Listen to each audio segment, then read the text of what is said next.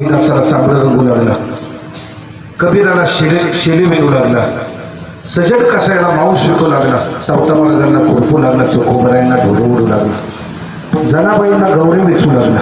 का हे सगळे भक्त त्या भगवंताच्या भक्तीला भुललेले होते, म्हणून तो भगवान परमात्मा सुद्धा या भक्तांना बोलला म्हणून. चोखोबरायांच्या जीवनातला एक प्रसंग पाहिला. चोखोबरायांची पत्नी सोयराबाईला दिवस गेले 5, 6, 7, 8 महिने झाले. आता 9वाही लागला. सोयराबाईला आपल्या प्रसूतीची काळजी वाटायला लागली, म्हणून तिने चोखोबरायांना सांगितलं, माझ्या प्रसूती काळ आता जवळ आलेला आहे आणि म्हणून माझ्या प्रसूती करता तुम्ही तुमच्या बहिणीला निर्मलाताईला घेऊन या. दुसऱ्या दिवशी चोखोबराय सकाळी उठले, आपल्या बहिणीला आणण्याकरता निघाले. आषाढीचे दिवस ज्ञानोबा तुकोबरायचा जय घोष करत दिंड्या पंढरीच्या दिशेने निघालेले.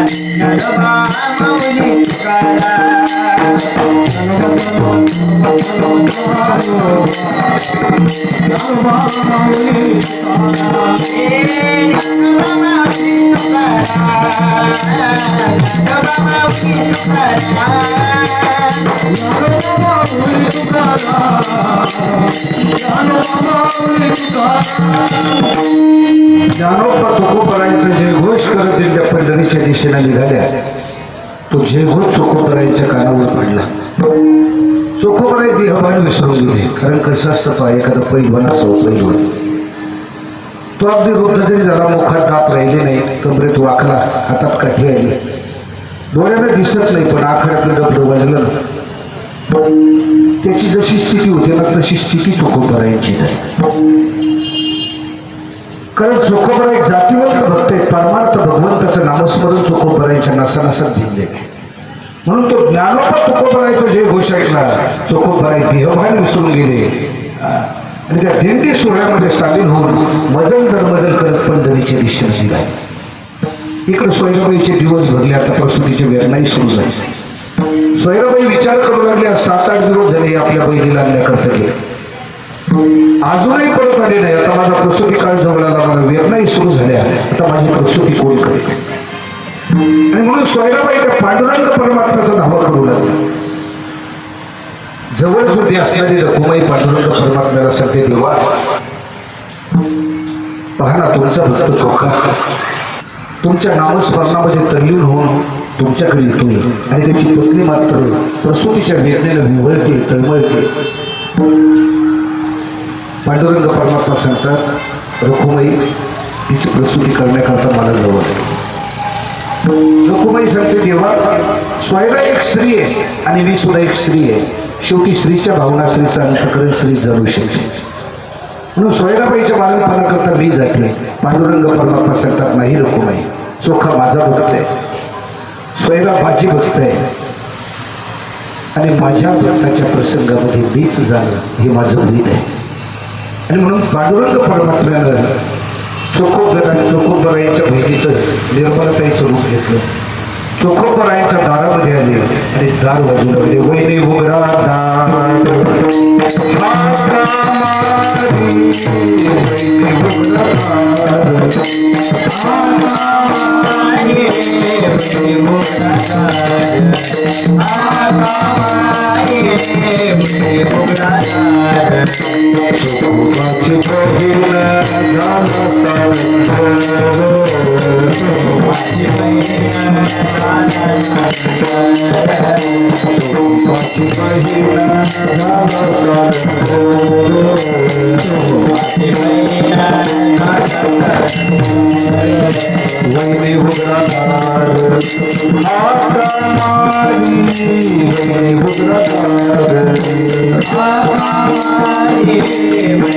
तो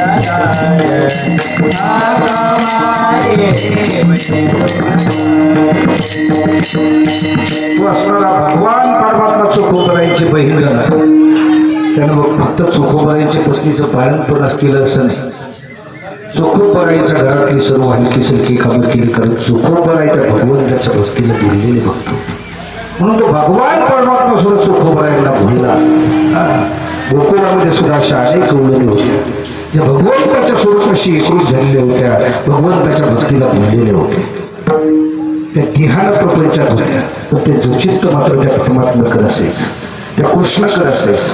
आणि म्हणून साधना प्रपंचाची करत असताना अनेक प्रकारच्या चुका त्या गवळणी करून व्हायच्या, अनेक प्रकारच्या चुका व्हायच्या. उदाहरण पहा, सकाळची वेळ राधेनं दयाचं मंथन करायला घेतलं.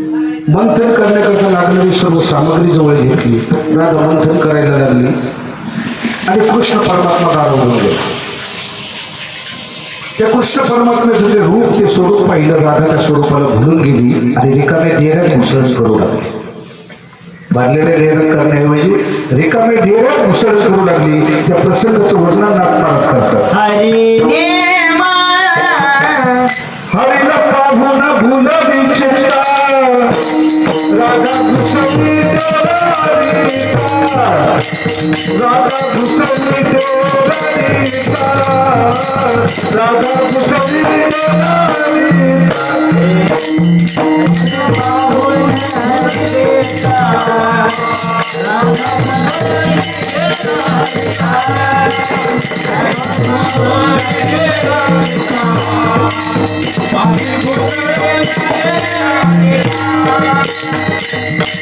कृष्णाचं ते रूप ते स्वरूप पाहिलं. राधा त्या स्वरूपाला एवढी भुलून गेली की रिकाम्या डेऱ्यातच मुसळण करू लागली.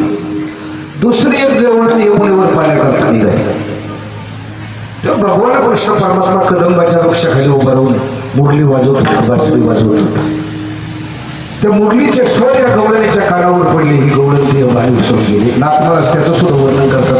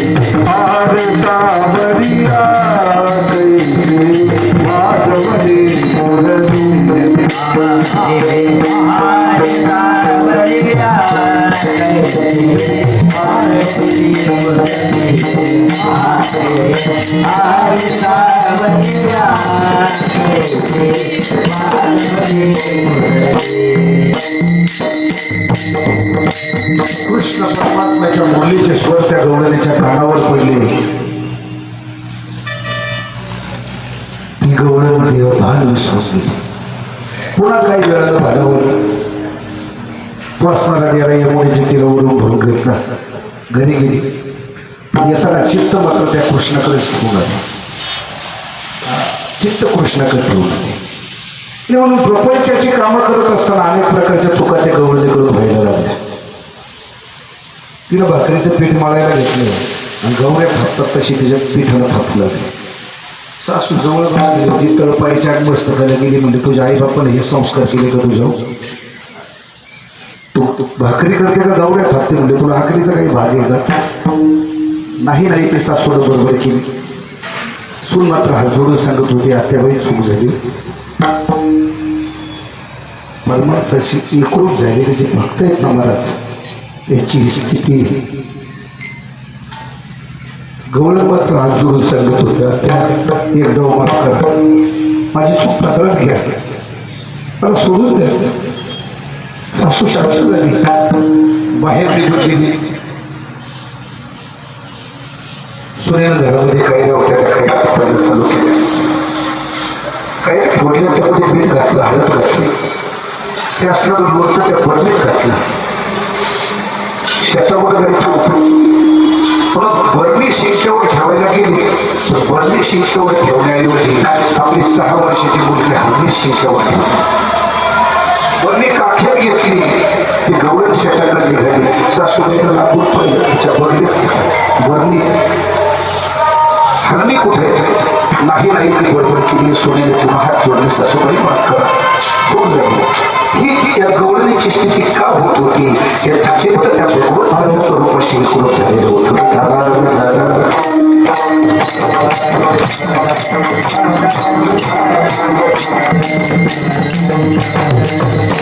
मी तुम्हाला सांगतो, परमार्थ या देहाचा विषयच नाही. धोतर घातलं, खाण्याच्या बाया हटवल्या, कपाळाला गंध लावलं, कपाळाला दहीकर गंध फासलं, जटा वाढवल्या, भगवी वस्त्र घातली, दाढी वाढवली, म्हणजे परमार्थिक झाला असा अजिबात नाही. परमार्थ हा बाह्य रंगाचा विषयच नाही, तो अंतरंगाचा विषय. बाह्य रंगाचा विषय नाही, तो अंतरंगाचा विषय. बराच ताटीच्या प्रसंगामध्ये मुक्ताबाई महाराज माऊली महाविष्णू ज्ञानेश्वरांना उपदेश करत असताना सांगतात, वरे भगवाधा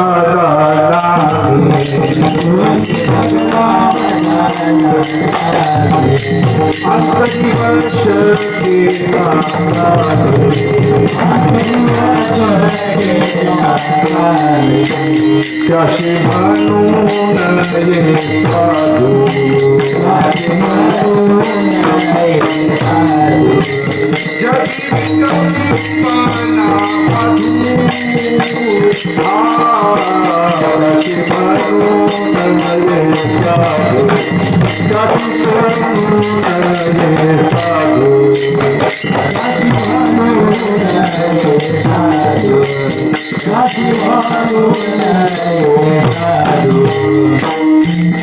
मुक्ताबाई महाराष्ट्राचं वरून वरून किती परमार्थाचं सोन घेतलं ती भाविक झाला.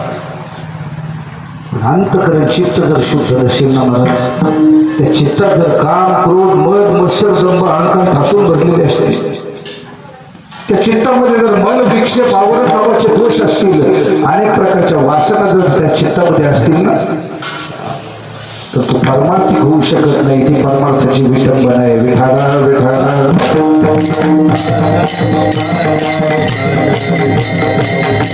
परमार्थामध्ये चित्त महत्वाचं आहे. त्या गवळणीचं चित्त परमार्थामध्ये होतं, त्या भगवंताच्या स्वरूपामध्ये होतं. म्हणून त्या गवळणी प्रपंचाची कर्म करत होत्या, पण अनेक प्रकारच्या चुका त्या गवळणी करत होत्या. आणखी एक गवळण यमुनेकडे निघाली. यमुनेवर गेली, तो सावळा असणारा कृष्ण परमात्मा पाहिला. ती सुद्धा देहभान विसरून गेलेली यमुनेच्या तीरावर बसून राहिली.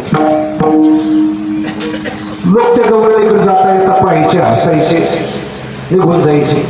आजही परमार्थ करणारे लोक हसतात महाराज. कारण असं आहे,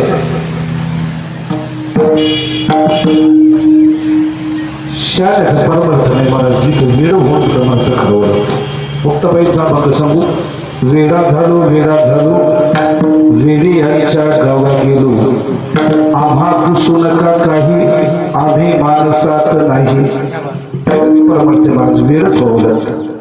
ती गवळण सुद्धा वेळासारखी त्या यमुनेच्या तीरावर बसलेली होती. लोक यायचे जायचे, ते गवळणीकडे पाहायचे, तर हिला काही समजत नाही, काहीला घरी जायचं नाही का, म्हणून असायचे ती होऊन जायचे, ते गवळणीची टिंगल करायची.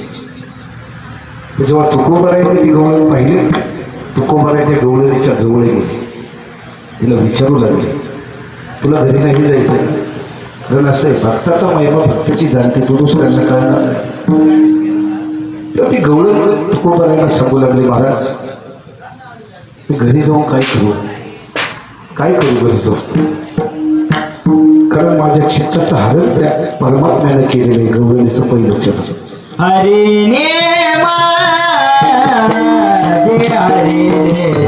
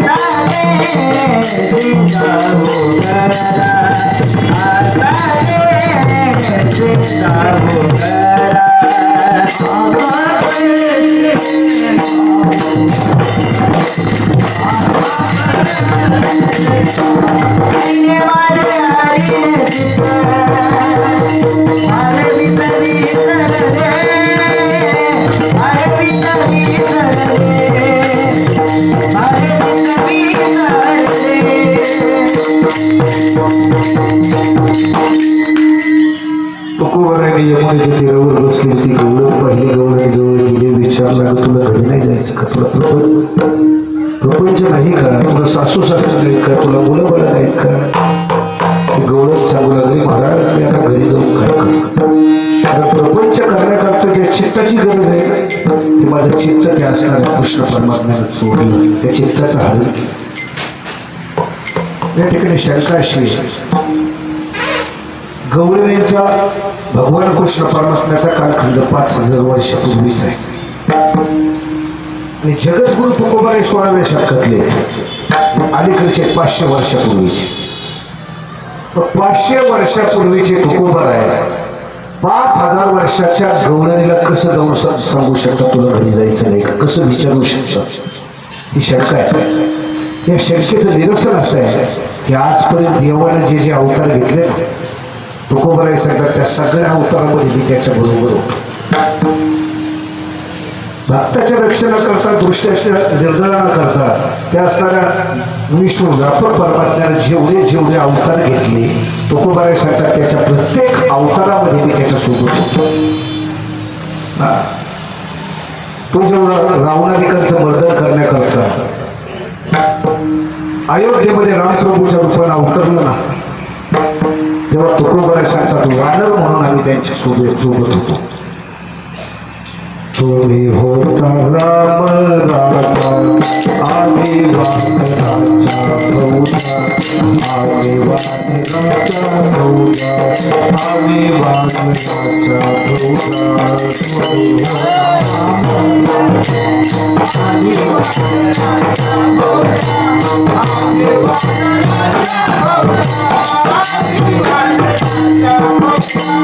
तुम्ही होता राम राजा आम्ही वानराचा प्रौढा तुम्ही होता राम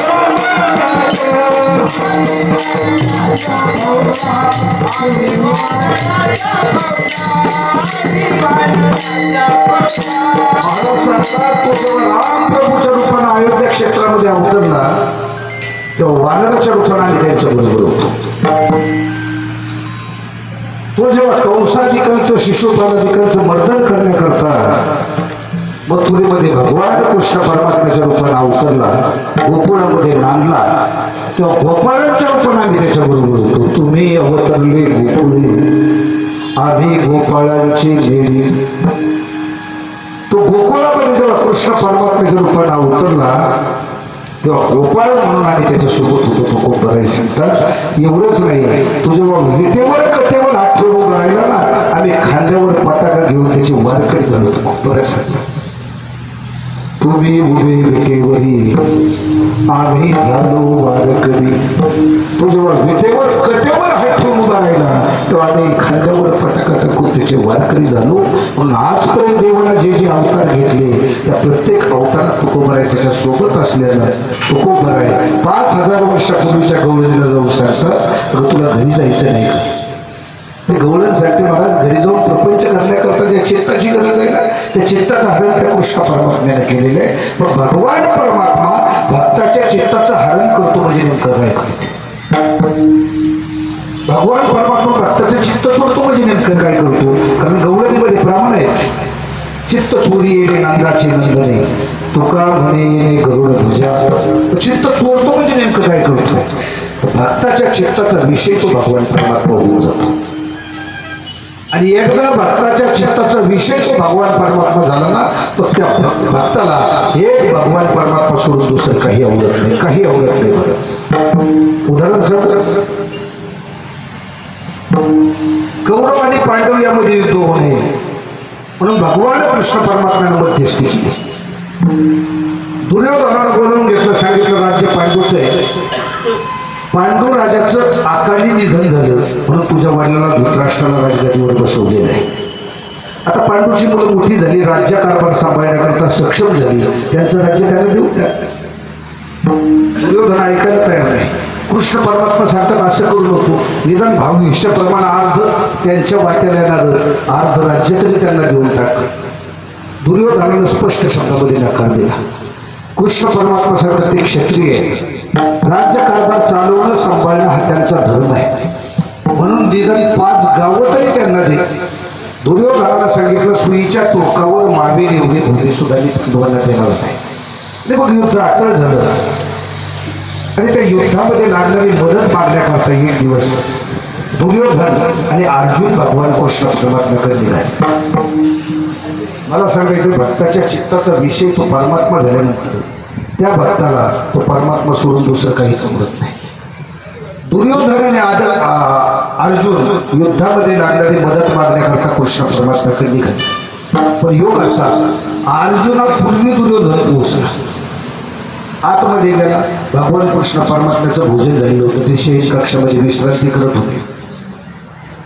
दुर्योधन आतमध्ये गेला. कृष्ण परमात्मा झोपलेले पाहिले आणि मी एक राजपुत्र आहे राजाचा मुलगा आहे असा अहंभाव अंतःकरणामध्ये धारण करून तो कृष्णाच्या उशाला जाऊन बसला.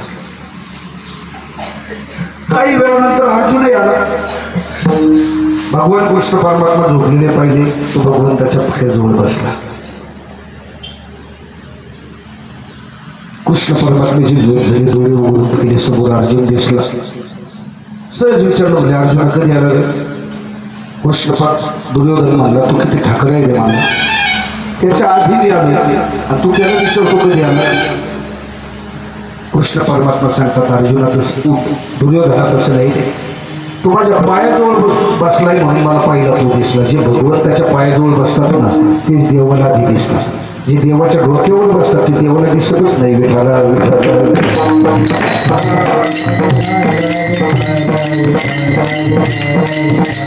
कृष्ण परमात्म्याला सांगितलं बाकीचं जाऊ दे म्हणजे कशा करता आले. दुर्योधन सांगू लागला तुला माहित नाही का आमचं युद्ध आहे म्हणून. आता तू चालू होता ना मध्यस्थी करायला. आता युद्ध अटळ झालेलं तुला माहित आहे ना. आता त्या युद्धामध्ये लागणारी मदत मागण्याकरता तुझ्याकडे आले. कृष्णाने सांगितलं हरकत नाही. मी एकटा एका बाजूला माझं सगळं सैन्य हत्ती घोडे पाहिजे एका बाजूला. मी युद्ध करणार नाही. हातात शस्त्र धरणार नाही. वेळ आली तर फक्त युक्तीच्या 4 गोष्टी सांगेल. तुला काय पाहिजे ते मागून घे. दुर्योधनाला सांगितलं. दुर्योधनानं विचार केला हा युद्ध करणार नाही. हातात शस्त्र धरणार नाही. वेळ आली तर फक्त युक्तीच्या 4 गोष्टी सांगणार आहे ना. म्हणजे याला आपल्या पार्टीत घेऊन काय फायदा. उगाच खायला गरम होईल भारत. त्यापेक्षा याचं सैन्य घेऊ. हत्ती घेऊ. घोडे घेऊ. पैदल घेऊ. युद्धात काय येते. दुर्योधनाला सांगितलं असं करा तुमच्या हत्ती घोडे पैदल आम्हाला देऊन टाका. कृष्णाला सांगितलं दिले.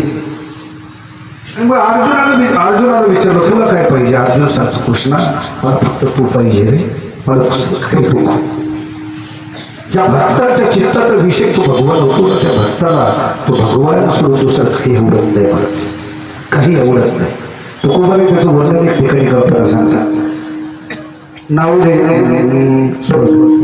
जनार्दन माता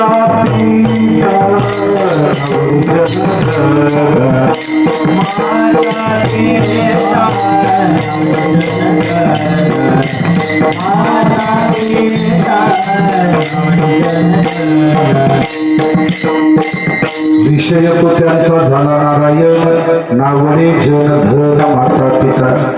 ज्या भक्तांच्या चित्ताचा विषय तो परमात्मा झाला तुकोबाराय सांगतात त्यांना जने आवडत नाही धने आवडत नाही किंवा माता पिताही आवडत नाही. तुकोबाराय सांगतात नावणे जनधन माता पिता. आता इथे शंका आहे खरं निर्माण करी जन न आवडणं ठीक आहे. जनाच्या संगतीमध्ये विषयाचा व्यवहार आहे. जन न आवडणं ठीक आहे.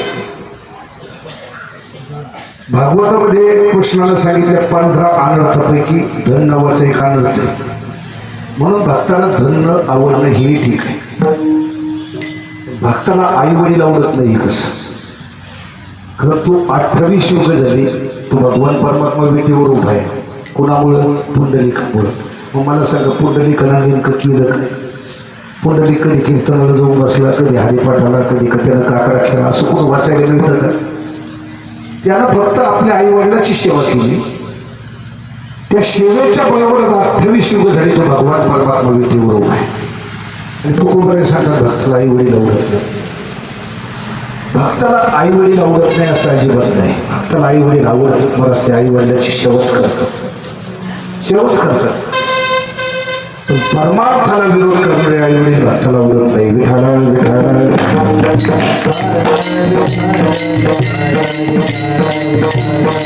आणि म्हणून प्रल्हादाला आपला बाप आवडला नाही. तुकोबारायांचं प्रमाण सांगू.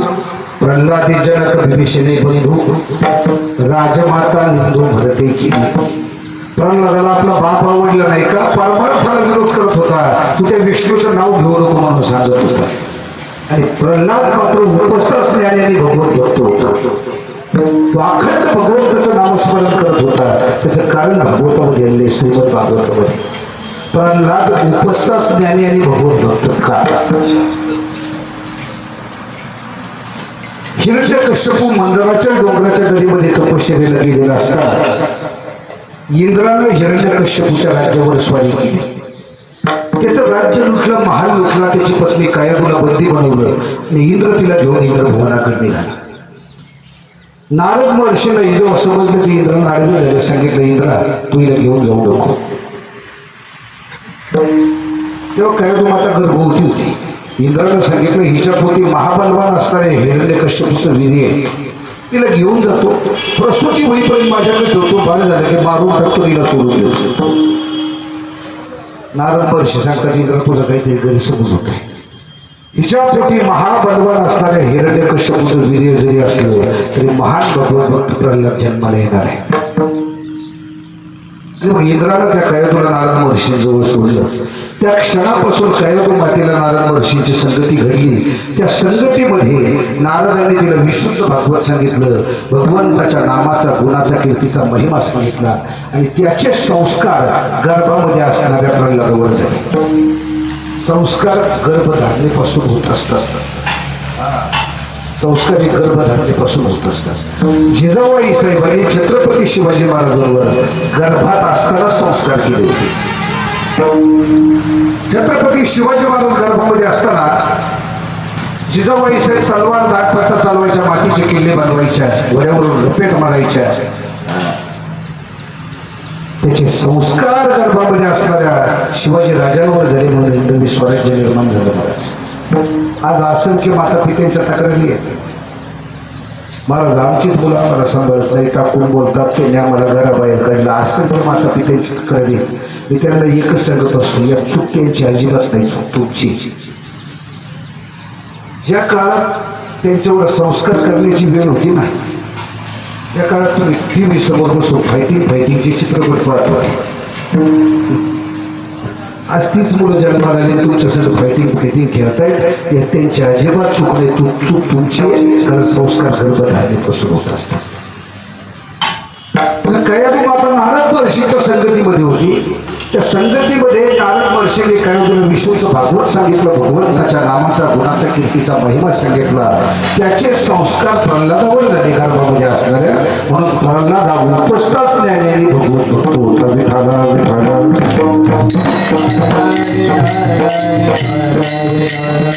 तो अखंड त्या विष्णू परमात्म्याचं भजन करायचा, नामस्मरण करायचा की हिरण्यकश्यपूला आवडत नव्हतं.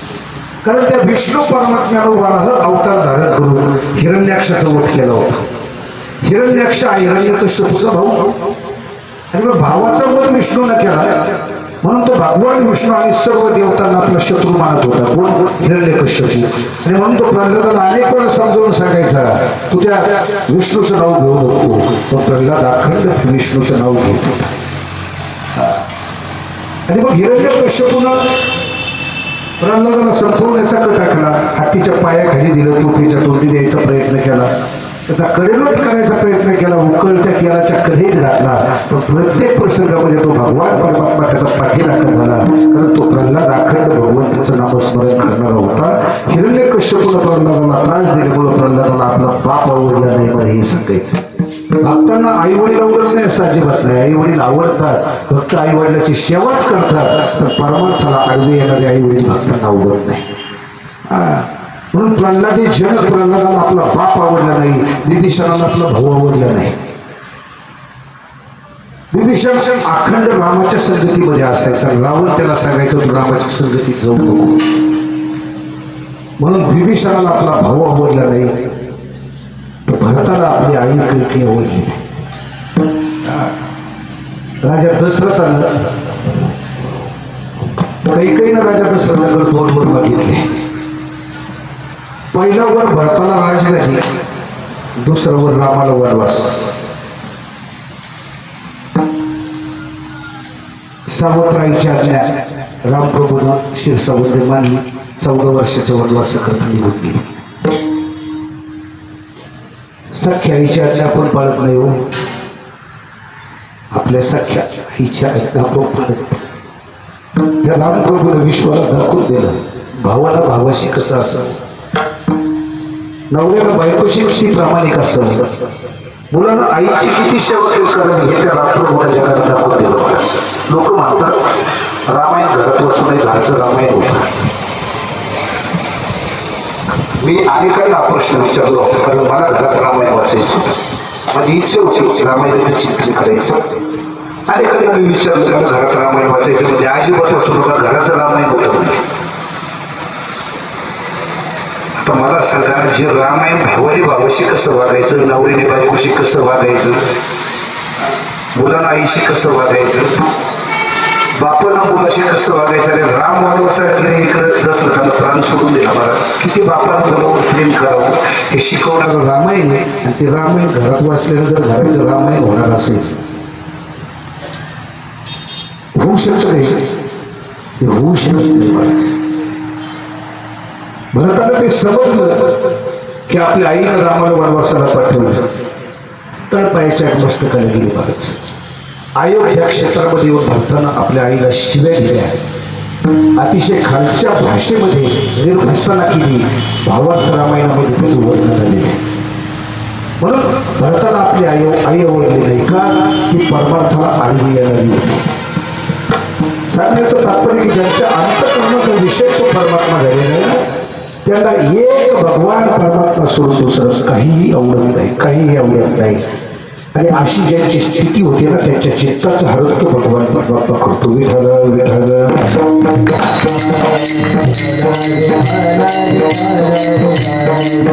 गोकुळच्या गौरीने सुद्धा त्या कृष्णाच्या स्वरूपाला भुललेले होते, त्याच्या भक्तीमध्ये एकूण झालेलं होतं. महाराज त्यांची सुद्धा अशी स्थिती होती. त्यातही दूध तूप लोणी याचे माठ डोक्यावर घ्यायच्या, मथुरेत खाल्ल्या जायच्या. मथुरेत गेले की गोविंद घ्या, कुणी दामोदर घ्या हे म्हणायच्या. त्यातही घ्या, तूप घ्या, दूध घ्या असं म्हणत नव्हते. ते म्हणायचं गोविंद घ्या, कुणी दामोदर घ्या की. आणि मग त्या मथुरेतल्या स्त्रिया त्यांना हसायच्या. अरे दही दूध विकायला आलं, गोविंद घ्या, दामोदर घ्या म्हणतात, दही घ्या, दूध घ्या असं म्हणत नाही, ते हसायच्या स्त्रिया. आणि मग एक दिवस त्या एका मथुरेतल्या वयोवृद्ध स्त्रीनं त्या गवळणींना जवळ बोलावून घेतलं, जवळ बसवलं, त्यांचे बडके खाली उतरवून घेतले आणि ती मथुरेतली स्त्री त्या गवळणींना विचारू लागली, का तुम्ही दही दूध विकायला इकडे मथुरेत येत आहे आणि दही घ्या, तूप घ्या असं म्हणत नाही, तुम्ही गोविंद घ्या, दामोदर घ्या असं म्हणतात.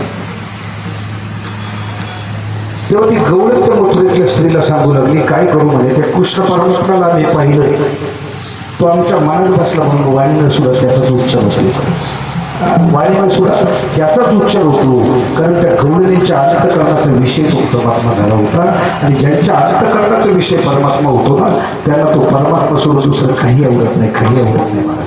मान पान मोठेपणा काही आवडत नाही, तर त्याच्या अंतःकरणाचा विषय तो परमात्मा झालेला असतो.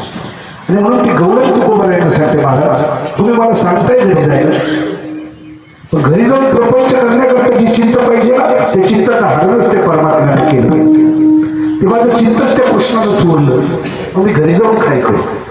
नव्हे नव्हे ते गवळण तुकोबरायला सांगते की मी या स्थितीमध्ये जर घरी गेले ना, समाजामध्ये माझी अपकीर्ती होईल, अभंगाचं दुसरं चिन्ह.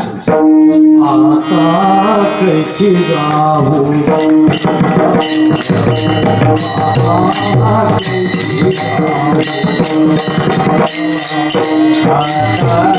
कैसी जाऊ घरा, आता कैसी जाऊ घरा.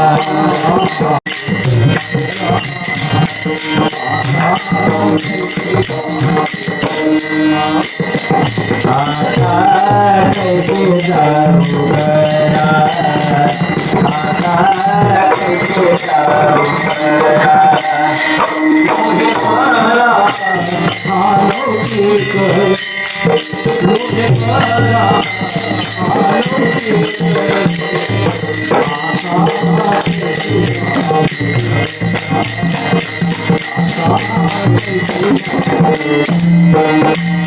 लोरे बरा लमके कर, लोरे बरा लमके कर, आता कैसे जाऊ घरा, आता कैसे जाऊ घरा. गवळण तुकोबरायसाठी महाराज मी घरी जाऊ काय करू, मी जर घरी गेले तर घरचे लोक माझी अपकीर्ती करतील, मला त्रास देतील, माझा छळ करतील, समाजही मला नाव ठेवली. तुकोबराय सांगतात, अरे तू ग्रहस्थ असलं नाही, प्रपंच करणं हा तुझा धर्म आहे, तर तो धर्म पार पाडलाच पाहिजे. कारण स्वधर्म जर सांगला ना महाराज, तर भगवान कृष्ण परमात्मा अर्जुनाला ज्ञानेश्वरीमध्ये सांगतात, स्वधर्म हे प्रत्येक जीवाचं कर्तव्य आहे आणि जीव जर त्या स्वधर्मापासून प्रवृत्त झाला तर ते जीवाची अपकीर्ती होत असते. कारण अर्जुन जेव्हा कुरुक्षेत्रामध्ये कौरवांबरोबर युद्ध करायला आला, त्याला कुरुक्षेत्रावर असणारे द्रोणाचार्य, कृपाचार्य, भीष्माचार्य पाहिले, दुर्योधन दुःशासन पाहिले, त्याचे नातेवाईक पाहिले, तेव्हा अर्जुन कृष्ण परमात्म्याला सांगू लागला, देवा मी आता यांच्याबरोबर युद्ध करत नाही, मी आता हातात धरणार नाही. कृष्ण परमात्मा म्हणले, अरे मग अशी मोठा जोशात होता, सांगत होता, चल माझा रथ दोन्ही सैन्याची मध्ये देऊ नका, पाहू दे कोण कोण युद्ध करण्याकरता आले, आता मग तू युद्धच करणार नाही.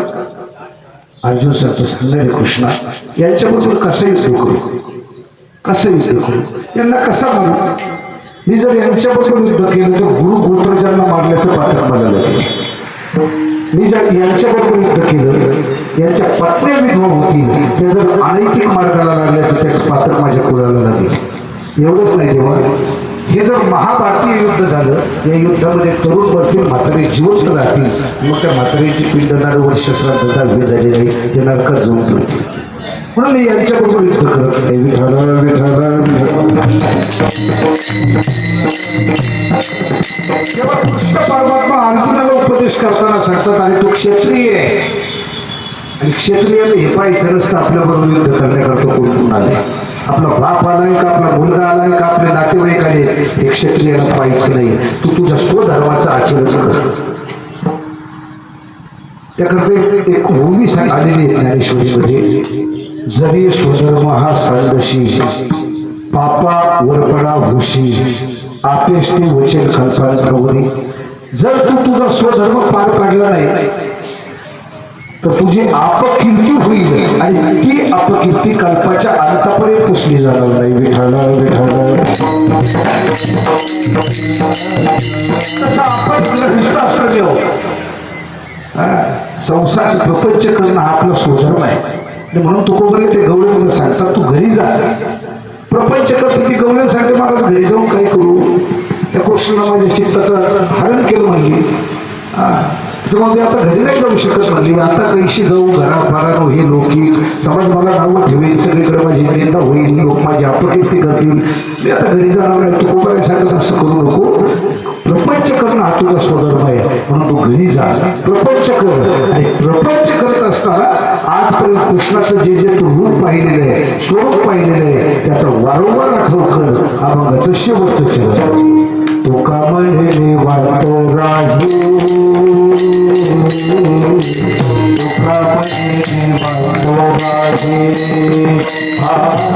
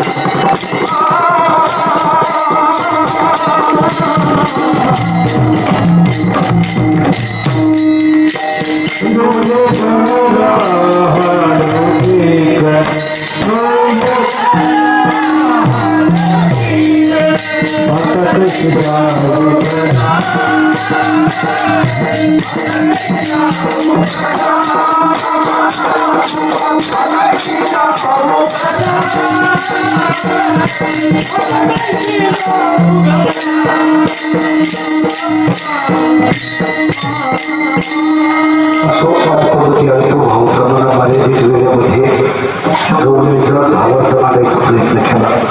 खरं तर कार्याच्या कीर्तनाला मर्यादा आहे. चरित्रती उच्चाराने केली देवी गोकुळ. पण आता इथून आपण जर लवकर नाही गेलो तर कार्याच्यासाठी परिस्थिती होऊ शकते. इकडचं एकदा ट्रॅफिक इकडे सुटलं नाही, इकडे जाऊन होत असतं मग तुला. त्याच्या अर्थात आपण इथून जेवण जाणं गरजेचं आहे. म्हणून त्याला कथा बघा आपण नंतर पाहू, चरित्र थोडं कधीतरी सांगू. झालेली सेवा त्या परमात्म्याच्या चरणी समर्पित करतो. ज्या साधू संतांनी हा परमात्मा आपल्याकडे आणला, भक्तिरूपी पायवाट सुटी केली, त्यांचं एक वेळ भजन करू. ज्ञानेश्वर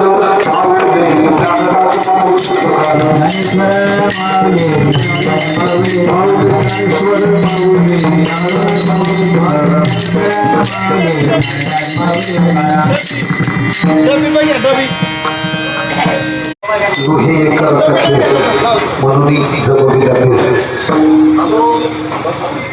हा साधा दिंडी सोहळा एक सामान्य गोष्ट आहे. यामध्ये अनेकांचं सहकार्य असावं लागतं, अनेकांची मदत असावी लागते. कार्यकरी बसा, 2 मिनिटं खाली बसा, बसा बसा खाली बसा. करायला पाहिजे होतं तर मी मोठा माल ठेवला. कार्याची गवडच घेऊन करायचे. तुम्ही उभा याचा संसार बसतो आणि ते सहकार्य आपल्याला लाभलं. तुम्हाला सांगतो, अनेक गावची मंडळी हो गेले 8-10 दिवस बारकाईने परीक्षण करतो सगळ्याचं. लोणीची मंडळी रेपती आहे, सांडवा आहे, दशरेगाव आहे, उखडगाव आहे. आणि हे तुमचं गाव बोलतं एवढा पेपर घ्यायची काही लोक येतो. बरेच गावची मंडळी गेले 8-10 दिवस मी पाहतोय. सगळे पुण्या गोविंदांना सख्या भावासारखे, सख्या बहिणीसारखे राहतात. बरं वाटलं, समाधान वाटलं. कारण गेली 10-15 वर्ष झाले मी सुद्धा अनेक दिंडी सोहळ्याचं नियोजन केले. छत्रपती 5 वर्ष भोजपूरची दिंडी चालवली, 2 वर्ष नारायणगावची दिंडी चालवली. अनेक अनुभव घेतले. तुम्हाला सांगू का, पाया ते इतके भाले. हिने म्हणावं माझा साबणच घेतला, तिने म्हणावं माझी तेलाची बाटली केली, त्याच्यावर पाहिलं. पण ते काही मला 8-10 दिवसात पाहिलं मिळालं नाही.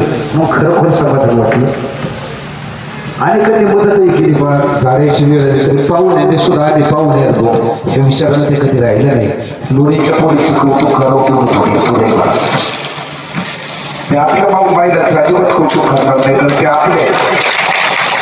आपल्या महिलांचं अजिबात कौतुक करणार नाही, कारण ते आपले त्या लढाईचं काही कारण नाही. तर त्या बाहेरगावच्या महिला असून तुम्हाला सांगतो न सांगता सगळी कामं केली. म्हणून लोणी संयोजनाच्या महिला असतील तर बाहेरच्या सगळ्याच महिलांचं मी दिल्ली सोहळ्याच्या वतीनं कौतुक करतो. गावातल्याचं सुद्धा करतो.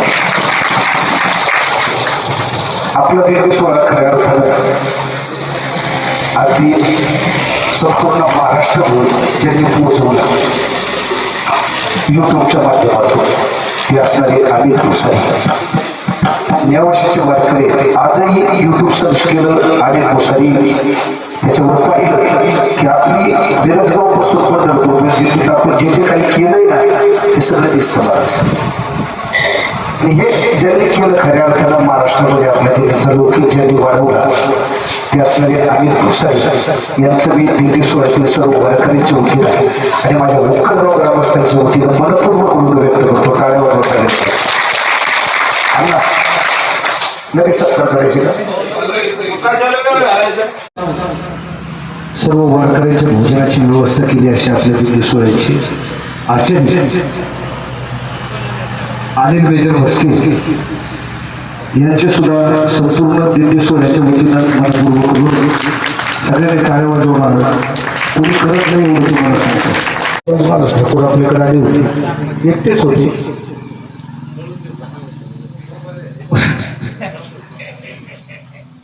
त्यांनी खऱ्या अर्थानं त्यांच्या कानावर घातलं, व आम्हाला आणखी एक वादक, एक गायक पाहिजे. त्यांनी ती व्यवस्था केली. खऱ्या अर्थानं त्याच्यामुळे आपल्या दिल्लीला रूप. वारकरी परंपरेत ढोलकी चालत नाही. ज्यावेळी याची ढोलकी चालायची ना, मला सर्व वारकरी बोलायचे, खरोखर बोलायचे. शेवट ढोलकी फुटली नाही सर, ढोलकी फुटली 2 वेळेस फुटली. पण वारकरी नाचवायचं काम आपल्या मंडळीने केलं. याबद्दल त्यांचं सुद्धा मी दिल्ली सोहळ्याच्या वतीनं कौतुक करतो. प्रथमतः युवराज महाराज ठाकूर यांचा सत्कार आपल्या गावचे असणारे संतोष पवार यांनी करावा अशी त्यांना विनंती करतो. चांगल्या अवघड असतं सर, लय अवघड तुम्हाला सांगतो. ती उठणार 10 वाजता बेगमती त्यांना नाश्त्याला स्पेशल व्यवस्था पाहिजे, ते आपल्यात राहिले. जर जे काही मिळालं त्यात त्यांनी ऍडजस्ट केलं. म्हणून याचं कौतुक करावं थोडे मला जे काही सामान्य कलाकार नाही तुम्हाला सांगतो. हा सामान्य कलाकार नाही. म्हणून युवराज महाराज ठाकूर यांचा सत्कार संतोष पवार यांनी करावा. दुसरे वादक आहेत मयूर महाराज सूर्यवंशी यांचा सत्कार चंद्रकांत पुढे सर यांनी करावा अशी त्यांना विनंती करतो.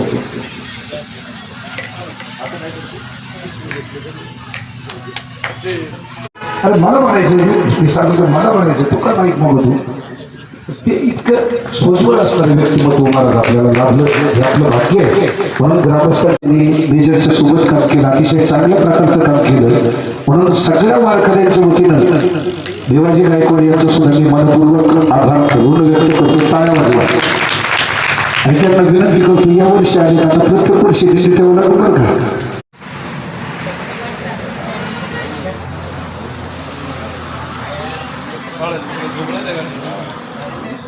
पंढरीक वरदा हरी विठ्ठल श्री ज्ञानदेव तुकाराम पंढरीनाथ भगवान की जय.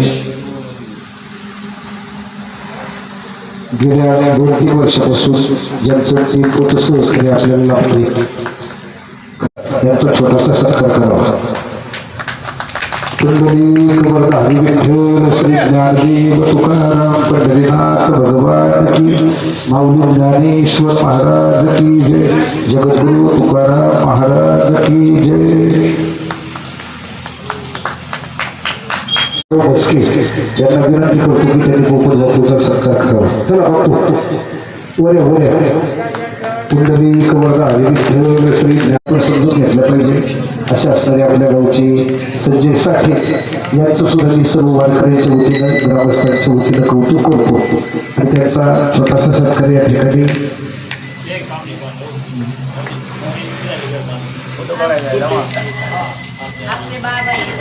हा होते. अशा असणारे वयोवृद्ध वारकरी विठ्ठल गेले रथात बसून जाऊ हे नाही देवीची सेवा करतात. म्हणून सर्व वारकऱ्यांच्या वतीनं उक्कडगाव ग्रामस्थांच्या वतीनं भगवंत सुद्धा मनपूर्वक ऋण व्यक्त करतो. दिंडेश्वरातील वारकरी सावंत साहेब यांना विनंती करतो की त्यांनी विठ्ठल भाऊचा सत्कार करावा. बघू त्यानंतर दशमी गावावरून जे आपल्यावर प्रेम करतात, जे आपल्या दिंडेश्वरासोबत राहतात अशा असणारे आमचे परमार्थ परमस्नेही मच्छिंद्र महाराज काळे. तुम्हाला सांगतो बाकीच्या दिंड्याचा विचार जर केला दिंड्यामध्ये पैसे देऊन माणसं आणावी लागतात. बाबा दिंडी सोहळ्यामध्ये सत्यामध्ये पैसे देऊन माणसं आणावी लागतात. पण हा एक एकमेव दिंडी सोहळा असा आहे इथं भिक्षा भरून कलाकार येतात या दिंडी सोहळ्यात. म्हणून मी असणारे मच्छिंद्र महाराज काळे यांचं सुद्धा ग्रामस्थांच्या वतीनं वारकऱ्यांच्या वतीनं मनपूर्वक कौतुक करतो. आणि दिंडेश्वरातील वारकरी भास्करराव भस्के यांना विनंती करतो की त्यांनी मच्छू मामा यांचं चांगलं काम केलं, आपल्याला खूप सहकार्य केलं, चांगल्या प्रकारचं भजन आपल्या दिंडेश्वरामध्ये घडवलं. मी त्यांचंही ग्रामस्थांच्या वतीनं कौतुक करतो.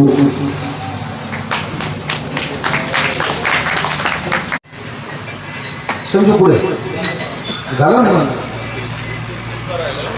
इकडून घ्या ना घ्या ना 45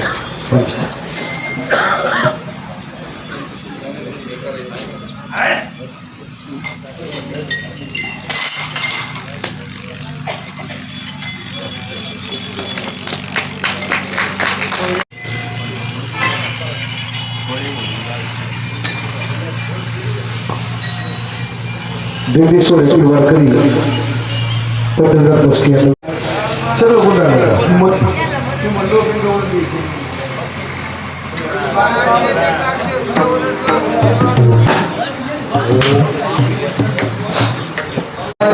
देवरे होतो की नाचे देवरे तुम्हारे रोही करे मुख नाचे मुख पसरोती करे मुख पसरोती करे वाहतोच्या धारा तुम्ही वारे दोही करे मुख पसरून तुका म्हणे हाती सोनारी गौरे देविका तुम्ही वारे दोही करे मुख पसरून गरे काळेश्वर माऊली नागराज माऊली तुकाराम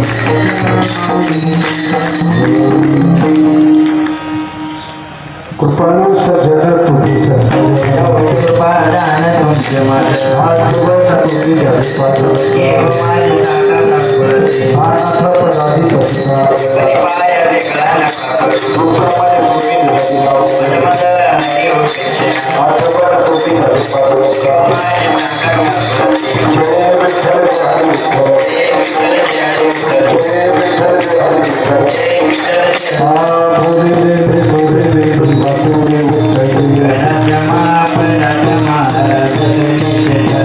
नाही विचारी अधिकार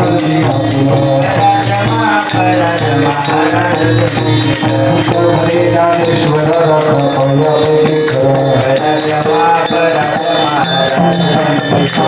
ज्ञानदेव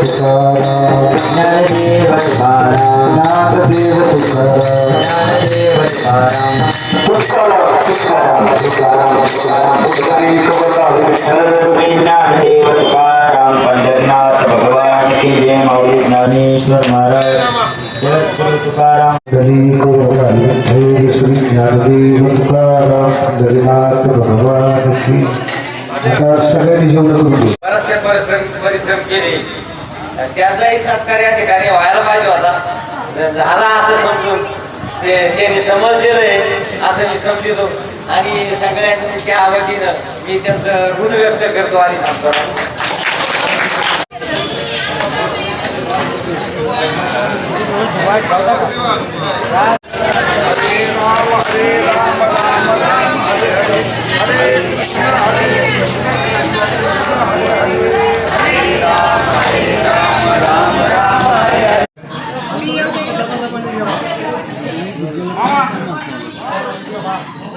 तर मंडळी आजच्या या कीर्तनाचा व्लॉग मी इथंच शेवट करतोय आणि आजचा हा व्लॉग तुम्हाला जर आवडला असेल तर व्हिडिओला लाईक करा, शेअर करा आणि माझ्या चॅनलला देखील सबस्क्राईब करा. तर भेटूया मग उद्याच्या व्लॉगमध्ये. Bye bye.